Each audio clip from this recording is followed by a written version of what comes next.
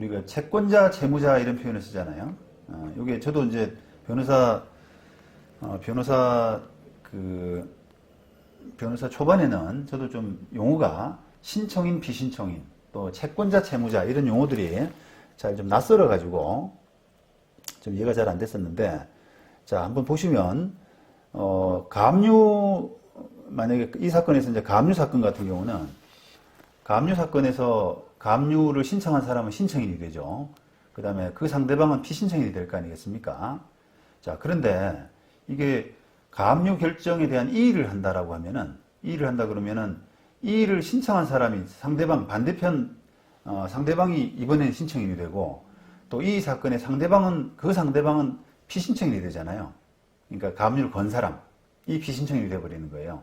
그러니까 가압류 사건에서는 가압류 건 사람이 신청인, 그 상대방이 비신청인, 또 가압류 이의 사건에서는 오히려 그 반대 결과가 되기 때문에 용어가 이제 헷갈릴 수밖에 없거든요. 이렇게 가압류할 단계에서는 그것을 신청인으로 할 거냐, 그 사람을 채권자라고 할 거냐, 이런 부분이 그다지 애매하지가 않는데, 헷갈리지가 않는데, 그게 이제 가압류 이의 사건으로 가게 되면은 막 용어 자체가 뒤죽박죽이 되기 때문에 헷갈릴 수가 있습니다. 그래서 대체로 실무적으로는 그런 이제 혼선을 방지하기 위해서 뭔가 권리를 주장하면서 가압류를 하든지 또는 가처분을 하든지 이런 사람들을 채권자라는 표현을 쓰고, 그 다음에 그 상대방에 있는 사람을 그냥 채무자라고 하는 용어를 쓰는 것이 요즘은 일반적이에요.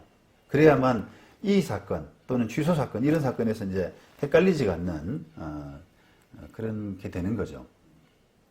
자, 그래서 이제 실무가 그렇다 보니까 이게 특히 이제 가처분 사건에서 이제 그런 말들이 많은데요. 예를 들면 만약에 내가 매매 계약을 했다. 아파트를 하나 샀는데 상대방이 안 넘겨주려고 그러니까 상대방 부동산을 가처분을 했지 않습니까? 그러면은 그 가처분할 때 가처분을 신청한 사람은 채권자가 되고 그 상대방은 이제 채무자가 되는데, 채무자 입장에서는 내가 저 사람한테 빚진 것도 없는데 내가 왜 채무자가 되느냐라고 해서 의문을 제기하는 경우가 많아요. 그죠?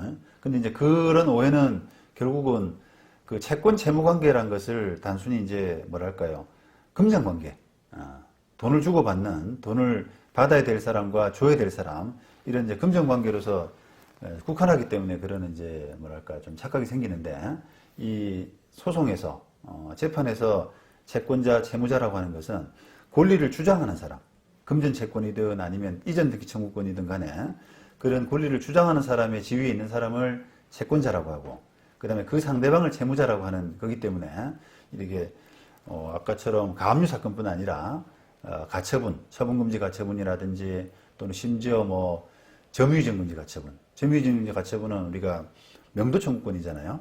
내가 저 사람을 상대로 나가줘 라고 하는 그런 소송을 할 때, 권리가 있을 때 그걸 보존하기 위해서 점유이전금지 가처분을 하는데, 점유이전금지 가처분에서의 신청한 사람도 역시 채권자.